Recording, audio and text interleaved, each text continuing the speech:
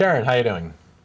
I'm fine. How are you? Not too bad. What you got for us? Good. Well, first of all, I just wanted to. I was not raised in a constructed religious environment.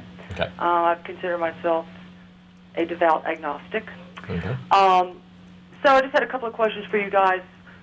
Quickly, what is your educational, personal, professional background that kind of brings you to where you are today, and to speak on this matter?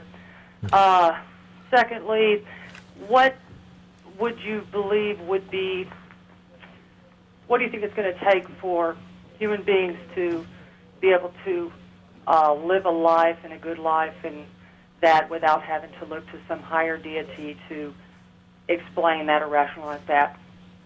If you know what I mean by that question? I think so. One third thing I was going to have you touch on just get is, what do you believe are there any kind of type of common theories among atheists that of our creation or the beginning, or is there any common theories from you? Okay. That's what. All right. To go in order, personal background, education. I've had some college. It's not anything based on any theology or science or anything like that. Economics. I was actually raised in a religious home, Catholic, went to church every week and that type of thing until about 11th grade. I guess I don't have any formal education or background or anything to be able to be hosting a show on atheism, but I don't believe in a God, so I guess that's something. I have done quite a bit of reading on it, on philosophies and ideas, religious history, religious ideas, that type of thing, rational arguments and such. And so that's why I don't believe that there are any gods. But that's my story, I guess. And you're sticking with it. Damn right. Okay, and myself, I've got, I actually entered college as a sophomore because I took all the advanced placement tests. Nerd. So I do have yes. And all of it was in foreign languages. So I do have a BA in history, but that has, again, as Ashley said, nothing to do with position on atheism. My family was Catholic, but I've never once in my life believed there was any kind of a God. I stopped saying the pledge when I was in first grade because I objected to the phrase under God. I never thought there was a Santa Claus. I have such a wonderful imagination that when I hear people talking about these things, I immediately pegged it for what it was, which was just a fairy tale. And it never occurred to me that people took it serious. And I think I was about 5 years old when I realized people in church were there because they really thought that their little buddy was real. And that was a strange epiphany that day. I like your style, Linda. Next one was how to live a good life, I guess, ideas on such.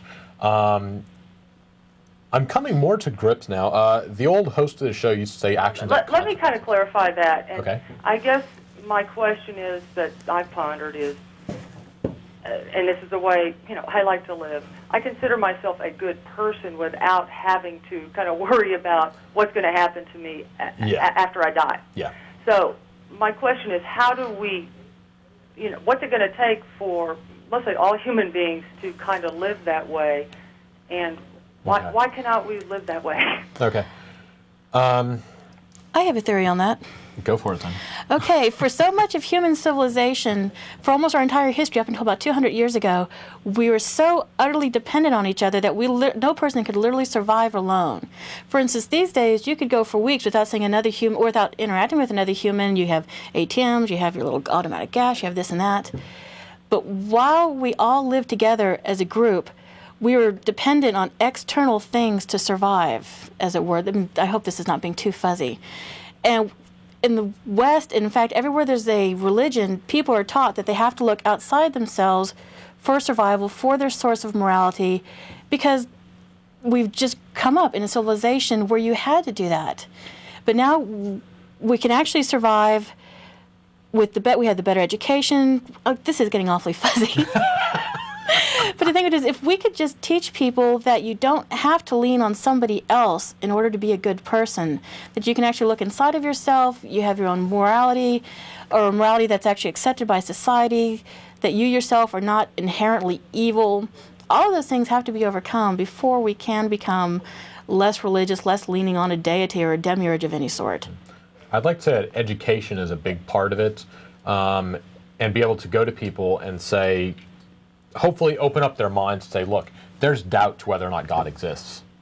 And so we have some rules to live by in life that are based on actions that have consequences. If you kill somebody, that's really bad for them and their family and their friends and everybody else in society.